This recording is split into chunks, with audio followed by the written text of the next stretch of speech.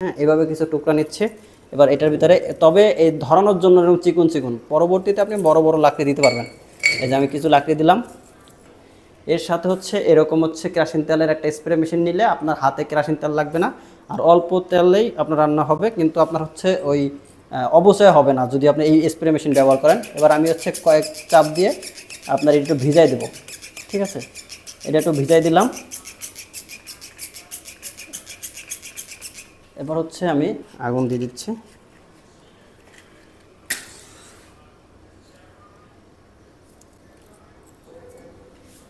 হ্যাঁ, আগুন দিয়ে দিলাম। এবার আমি হচ্ছে চুলার ফ্যান দিয়ে দেবো।